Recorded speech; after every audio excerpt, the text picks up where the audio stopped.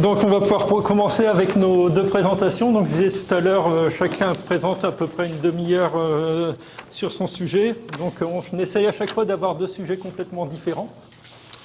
Ce qui veut dire que ce coup-ci on aura du lidar et puis après on aura de la biodiversité avec une biologiste justement. Donc on a comme d'habitude deux présentateurs. Je vais commencer tout de suite par le premier présentateur, c'est Karl Montalban, qui est postdoctorant donc, au département des sciences géomatiques ici à l'Université Laval.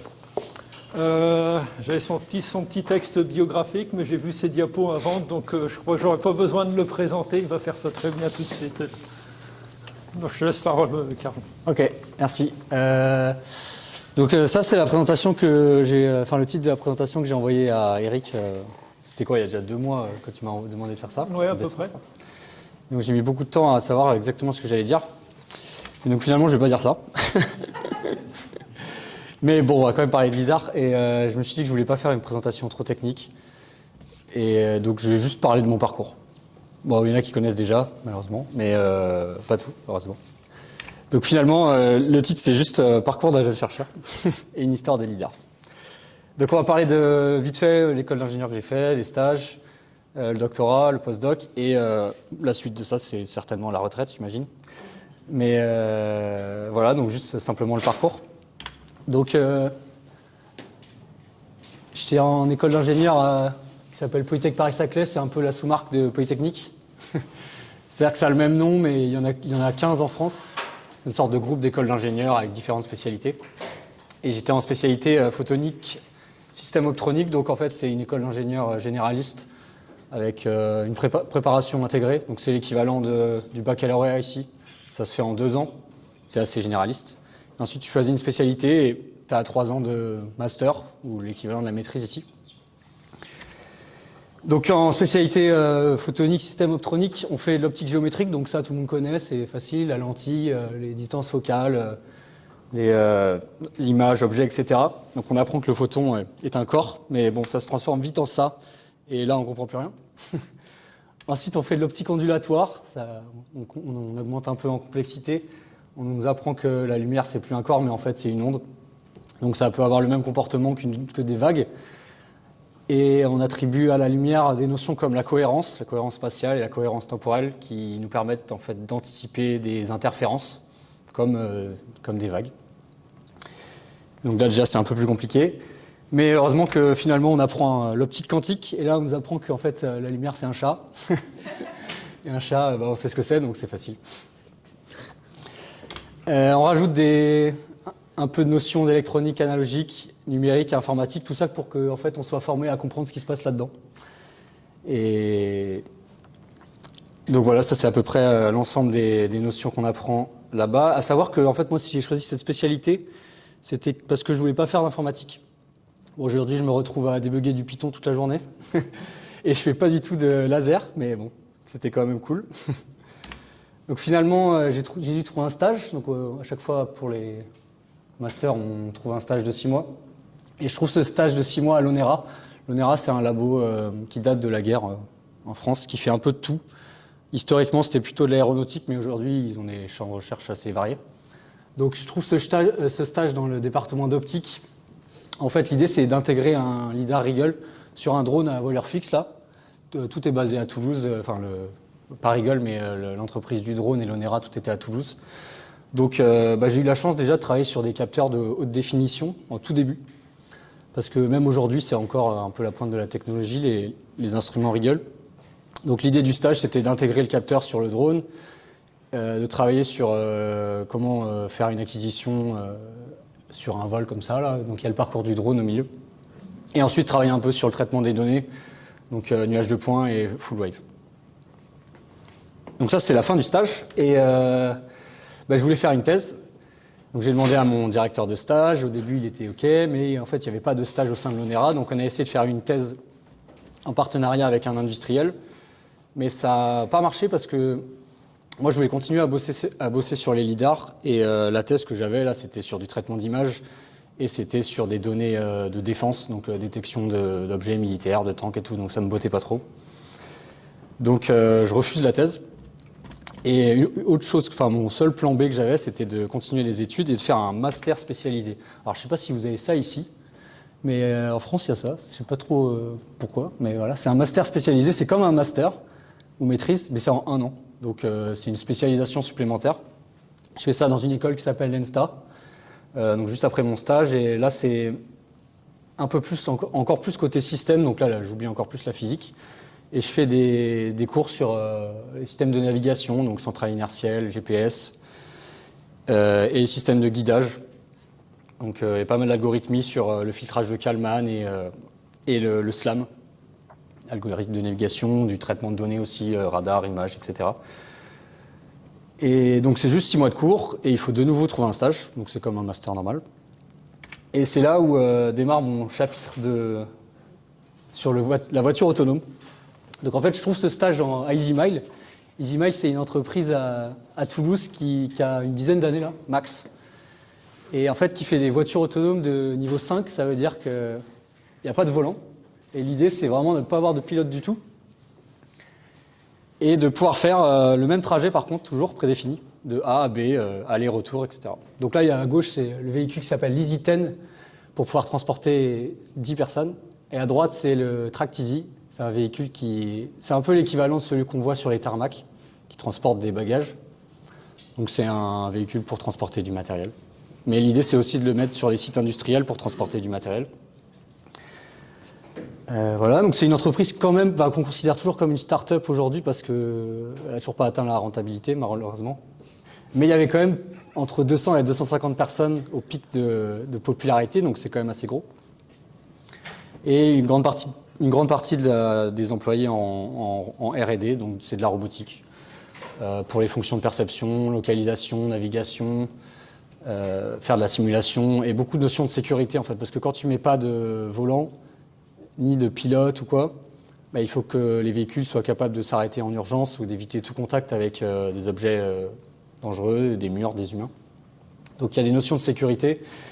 Et l'entreprise qui était à Toulouse, elle a recruté beaucoup de gens de Airbus qui venaient avec les connaissances de l'aéronautique, de la safety de l'aéronautique, et qui essayaient de les appliquer au monde de la voiture autonome. Mais c'est très rare les véhicules d'autonomie niveau 5. Par exemple, une Tesla, c'est niveau 3 ou 4, je crois. Waymo, ça doit être pareil, 4 ou 5, je sais plus. Mais bref, en fait, le niveau 5, il apporte encore plus de difficultés parce qu'il n'y a vraiment pas d'opérateur. Bon, alors mon stage, c'était pas vraiment ce que j'ai fait jusque-là et même ce que j'ai fait par la suite. En fait, j'ai été recruté par l'équipe de simulation.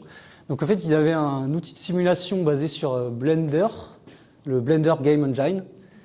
Et ils mettaient un modèle 3D avec des maisons, des objets 3D et tout. Et ils arrivaient à faire jouer un véhicule à l'intérieur.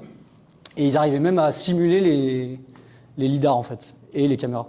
Mais ça, c'est des faux lidars qui sont simulés à partir du véhicule. Et ensuite, ils font tourner leurs algorithmes de navigation, localisation, etc.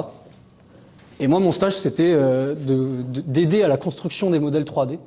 Donc en fait, de construire un système qu'on mettrait sur une voiture pour aller rouler dans des environnements, scanner les environnements et construire automatiquement des modèles 3D pour les mettre dans la simulation. Projet beaucoup trop ambitieux pour un stage de 6 mois. Mais bon, on a essayé. Et en plus, c'est un peu mort dans l'œuf parce que dès que je suis arrivé, ils m'ont un peu laissé tout seul. Et ils m'ont vite fait comprendre qu'il n'y aurait pas de suite au stage et que j'allais pas trop être aidé. Bon, bref. Et donc voilà, j'étais quand même avec un autre gars qui s'occupait de la partie modélisation sur Blender. Mais donc on a construit un système qu'on a mis sur une voiture là. J'avais le droit à un lidar et j'ai fait du SLAM pour construire des nuages de points 3D. J'ai fait un peu de photogrammétrie parce que l'idée c'était de mettre aussi des caméras et après de fusionner tout ça. Il y avait une centrale inertielle, ça a aidé pour le SLAM. Mais donc ça s'est vite arrêté à ces résultats-là parce que, ça c'était quand même à la fin, mais il n'y a pas eu de suite. Mais c'était quand même cool parce que ça m'a permis d'entrer à EasyMile et d'obtenir la thèse que j'ai fait par la suite dans cette entreprise. Donc en fait, ça a commencé par des mois de CDD d'abord parce qu'il fallait construire le sujet. Et quand on fait une cifre, c'est un peu comme chercher des bourses ici. Il faut écrire un sujet, l'envoyer à un truc qui s'appelle la NRT à Paris, et être en attente de la validation du sujet pour avoir le financement. Mais le financement, il va à l'entreprise, en fait, il ne va pas à l'étudiant. Donc je construis mon sujet avec EasyMile, avec mon ancien labo l'Onera avec qui j'avais fait le stage à Toulouse, donc c'est toujours les mêmes personnes. Et on rajoute un labo de robotique toulousain aussi. Donc mon sujet, c'est l'impact des conditions environnementales dégradées sur la perception LiDAR. Donc on parle de conditions de météo, de pluie, brouillard, la neige, etc. Mais en CIFRE, en fait, il y a toujours une partie entreprise. Donc souvent, ton travail de doctorant, c'est ton travail de recherche, mais aussi quelquefois des choses à faire plus pour la boîte et moins dans ton axe de recherche. Et donc moi, côté entreprise, j'ai travaillé dans l'équipe capteur et on faisait du benchmark de solutions LiDAR. L'idée, c'était d'essayer d'évaluer quelles sont les solutions de LiDAR pour la voiture autonome aujourd'hui, d'essayer d'en obtenir, parce qu'en fait, ça s'est beaucoup fait par location, gratuite d'ailleurs. La plupart des capteurs, on a pu y avoir accès gratuitement parce que à l'époque, c'était un peu la mode de la voiture autonome et du LiDAR. Et donc, en fait, les entreprises, il y avait beaucoup d'investissements. Et elles étaient prêtes à nous prêter des capteurs sur 2 semaines pour qu'on les teste et après on les renvoie. Donc ça, c'est les capteurs que j'ai pu tester. En fait, on fait ce que j'ai appelé là des tests unitaires. On prend le capteur, on voit comment il réagit déjà sur table. Est-ce qu'il chauffe, est-ce qu'il vibre, qu'est-ce que ça donne, la donnée, etc. Après, on l'emmène sur un véhicule et on utilise des cibles standards pour voir qu'est-ce que ça donne en termes de qualité de nuage de points, portée, résolution, précision, le bruit, etc. Voilà, donc ça c'était l'activité avec EasyMile. D'ailleurs, il y a un petit LiDAR québécois là, le LiDAR Tech, mais qui n'existe plus aujourd'hui, je crois. J'ai pu tester. Mais le sujet du doctorat, c'était plutôt les problèmes liés à la météo. Donc là, je suis un peu plus rentré dans le monde de la physique que je connaissais avant, et plus spécifiquement le monde de l'interaction entre des lasers et des particules d'eau et des particules de météo. Parce qu'en fait, en extérieur, il y a toujours de l'atmosphère, mais quand il pleut et qu'il y a du brouillard, c'est logique, hein, il y a des particules plus grosses en interaction, et ça crée des interactions avec le LiDAR qui va créer soit des points parasites qui sont liés aux réflexions du signal sur les gouttes, sur le brouillard, sur la fumée, etc. Des pertes de signal, de la dégradation de mesure, parce qu'il y a de la diffusion, de l'absorption. C'est toute la physique de la diffusion de la lumière à travers des milieux. Un petit gif marrant qui avait été publié par Waymo, où en fait il y a même une partie de ce problème où il y a des gens qui essayent de résoudre le problème par comment nettoyer en fait les glaces des capteurs, quoi. Parce que en fait il y a plein de problèmes dans ce champ-là, c'est que si tu as ton LiDAR là, il y a des particules de pluie en face de toi qui vont t'empêcher de voir des choses, mais il y a aussi des gouttes qui vont se mettre sur ton optique, et ça c'est encore pire, donc il y a plein de problèmes dans ce grand problème. Donc, mais moi je ne m'occupais pas du tout de cette partie-là, je m'occupais plus de la partie nuages de points, et comment trouver des solutions à l'aide avec des traitements sur les nuages de points. Ça c'est par exemple une scène, je ne sais pas si on verra très bien, mais avec ce capteur-là, le Velodyne, on avait une scène conditions normales où il y a un nuage de points assez classique. Et ça, c'est ce qui se passe quand il y a de la grêle. Donc en fait, tu as des points parasites partout. Là, tu donnes ça à un véhicule autonome, il n'avance pas de 50 cm parce qu'il est complètement bloqué. Donc ça, c'est les points parasites qui viennent des réflexions. Il faut les filtrer, mais derrière, tu as aussi des pertes de signal qui font que tu peux moins bien te localiser avec les murs qui sont plus loin et tu vas moins détecter les objets éloignés, etc. Et donc une piste, donc il y a le filtrage des points qui est un champ de recherche aussi, mais la piste que moi j'ai creusée, c'est l'estimation de la visibilité. En fait, comment le capteur il peut estimer à quel point tu es en capacité de voir à peu près ce qui se passe autour de toi. Mais la visibilité, c'est une vraie métrique. C'est un truc qui est utilisé en aéronautique sur les tarmacs pour les atterrissages d'avions, etc. C'est une vraie métrique qui est donnée au pilote où on lui dit, tu as une visibilité de 100 mètres, 200 mètres, 300 mètres, 400 mètres pour atterrir. Et donc, moi, j'ai utilisé cette métrique parce que... Ça fait rien, ça ? Ok. C'est bon. J'ai utilisé cette métrique parce que c'est une métrique qui est utilisée pour quantifier le brouillard, en fait, à quel point tu vois dans un brouillard ou pas. Et donc en fait là, ma thèse elle s'est vite intéressée à obtenir des données. Et donc pour faire ça, on a utilisé des données simulées. Donc on a fait une première campagne dans ce tunnel de pluie et de brouillard au CEREMA, où en fait on place des cibles dans un tunnel comme ça, et plein de capteurs. Et on enregistre le tout en faisant varier les conditions de pluie, de brouillard, parce qu'en fait, il y a des bus de pluie en haut et des bus de brouillard. Et ça, c'était mon premier papier où j'ai juste fait une analyse des performances des capteurs pour chaque niveau de pluie, chaque niveau de brouillard, etc. sur de la détection de cible. Deuxième campagne, finalement, je me suis plus intéressé aux aérosols, c'est-à-dire le brouillard et la fumée. Donc là, j'ai pu faire une deuxième campagne où en fait, on a fait que de la fumée et un seul capteur. Mais je vais expliquer pourquoi. Il y a aussi donc, un capteur de visibilité pour la vérité terrain et il y a un capteur de taille des particules qu'on avait rajouté parce que ça apportait du contexte. Et cette fois-ci, on a pu aussi ouvrir les portes derrière. Comme ça, on avait des conditions un peu plus réalistes par rapport à la réalité. Parce que là, en fait, tu es dans un tunnel où il y a toujours un objet derrière. Mais quand tu es en extérieur, dans la réalité, tu n'as pas d'objet derrière. Donc, ça change ton nuage de points, en fait. Bref, on a ajouté cette cible pour être plus réaliste. En fait, ce qui s'est passé, c'est qu'avec le lidar Ooster, très spécifiquement avec celui-là, on s'est rendu compte que les points de brouillard très proches du capteur, donc là on est à 30 cm du capteur, ils ont, en fonction du niveau de visibilité, ils ont une caractéristique comme ça qu'on a identifiée, avec des distributions gamma ou log normal d'ailleurs. Et en voyant ça, on s'est dit que on allait développer un modèle d'inférence pour reconnaître ces distributions-là et arriver à classifier la valeur de visibilité à partir des nuages de points. Donc on a entraîné un modèle d'inférence bayésien.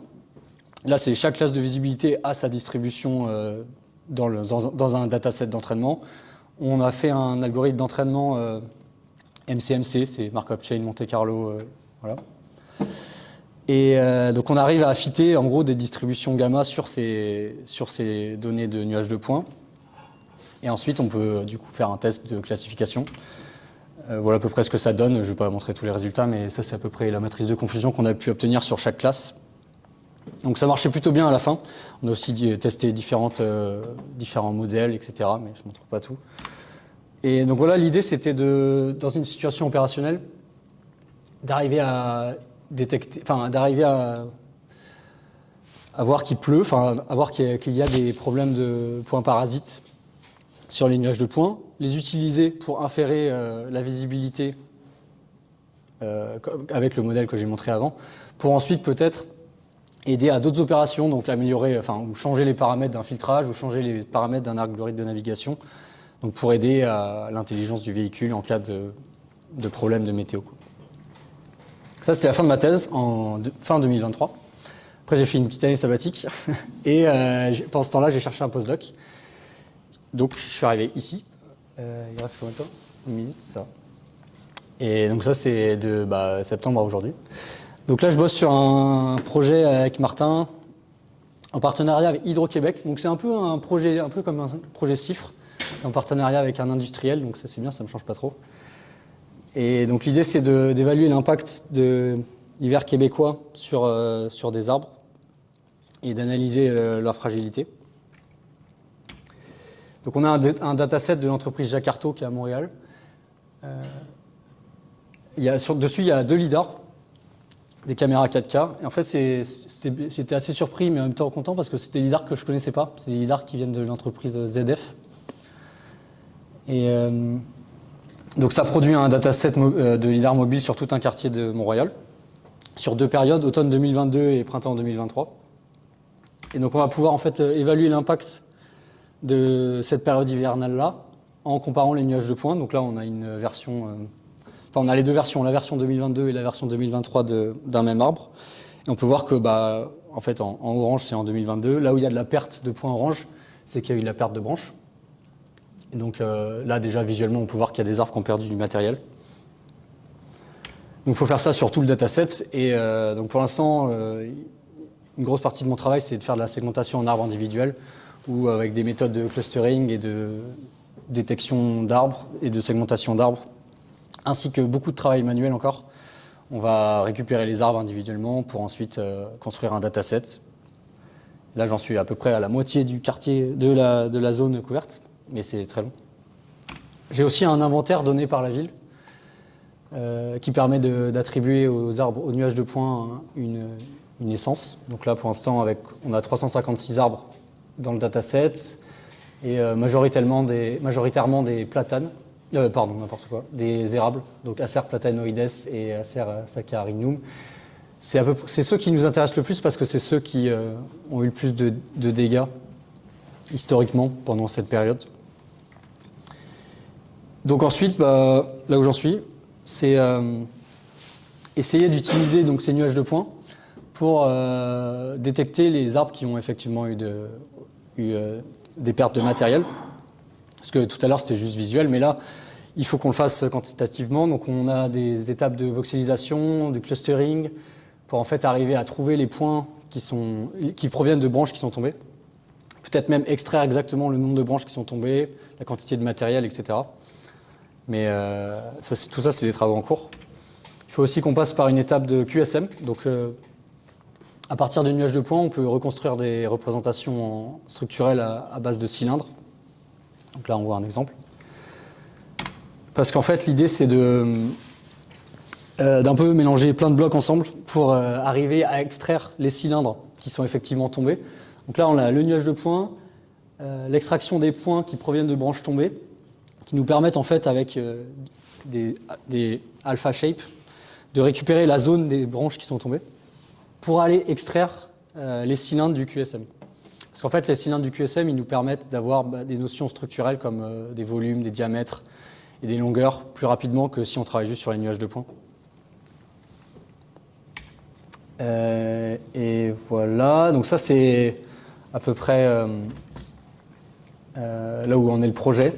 Et il y a beaucoup de choses à faire encore. Par exemple, agrandir le dataset, donc il va falloir continuer à segmenter les arbres individuellement, faire du travail manuel pour un peu nettoyer tout ça, et travailler sur un meilleur inventaire, parce que l'inventaire que j'ai montré là, enfin en tout cas les résultats que j'ai montrés, pas mal de problèmes où l'inventaire il n'est pas précis, et ça fausse un peu la labellisation par espèce. Il faut un peu améliorer la détection de changement, parce que les nuages de points, en fait, en lidar mobile, ils ne sont pas très propres. Donc, ce qui fait que chaque étape là que j'ai montré a des problèmes, parce que quand on veut détecter les branches, on en détecte deux en même temps. Donc en fait, au niveau de la détection de changement, ça fausse pas mal les résultats, mais peut-être qu'avec des méthodes de squelettisation, c'est une piste là il faut que je creuse, je vais pouvoir améliorer ça. Optimiser les paramètres QSM. Encore une fois, les nuages de points, ils sont pas propres du tout. On n'a pas comme du TLS. En fait, en TLS, on fait souvent plusieurs acquisitions autour d'un arbre. Là, on a par exemple on a une acquisition qui vient que d'un seul axe, parce qu'on a juste roulé à côté des arbres.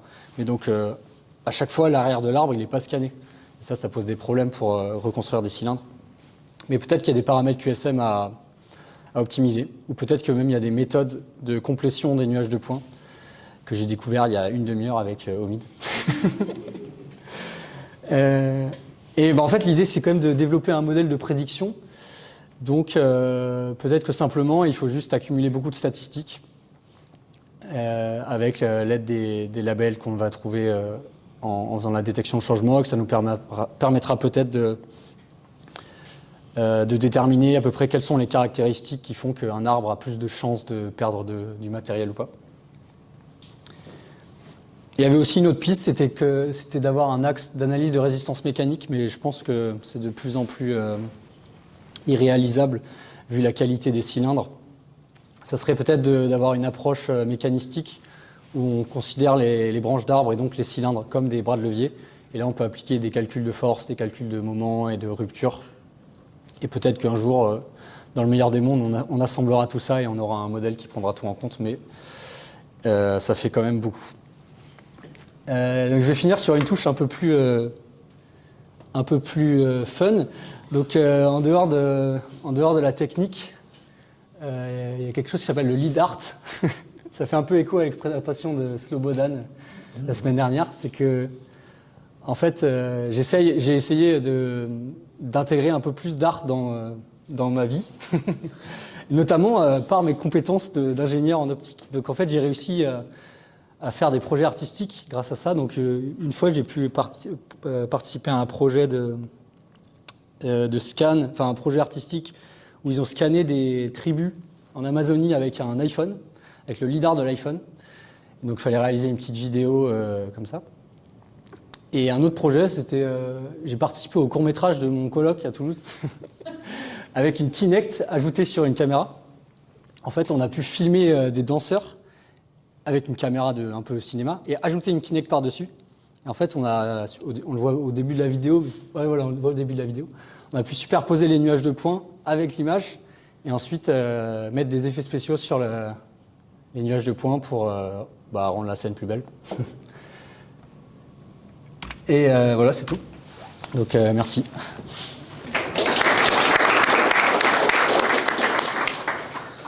Bon, merci Karl. 29 minutes 40. Ah bah, parfait. C'est parfait. Est-ce qu'il y a le temps pour quelques questions? Donc, est-ce qu'il y a quelques questions dans la salle? C'était pas très technique alors. Ouais. T'as pas parlé de ta retraite? Ah oui, en fait. T'avais décidé au début. Donc, J'aurais dû conclure sur ça effectivement. Mais en fait, je pensais que ma retraite, ouais, ça allait être pour après le postdoc là. ouais. Bon, finalement, je pense que c'est pas trop possible, mais non, la conclusion, ça serait que j'espère continuer à bosser là-dedans parce qu'il y a pas mal de choses à faire, notamment dans l'art, mais bon, surtout quand même pour les parties techniques dont j'ai parlé tout à l'heure. Mais ouais, c'est quelque chose qui me passionne pas mal, donc et en plus, je pense qu'il y a beaucoup de potentiel. C'est encore le début d'utilisation de cette techno, donc voilà, non, c'est pas la retraite encore. Ok. Non, d'autres questions? Non. Il y a juste une question rapide. QSM, c'est que des arbres sans feuilles? C'est-à-dire, tu peux le faire sur tous les arbres que tu veux, mais ça marchera mieux s'il n'y a pas de Ouais, feuilles. donc ceux-là, ils ont tous pas de feuilles. Il y en a qui en ont, mais en fait, dans le dataset, ils ont fait en sorte de scanner à des moments où il n'y avait plus trop de feuilles. Ouais. Mais il y a quand même des arbres qui gardent leurs feuilles. Mais bon, ça fait partie des outliers du D'accord. dataset. Ouais. Merci. Bon, c'est tout. Bah, merci encore. Merci pour la présentation encore. Et ouais, Karl.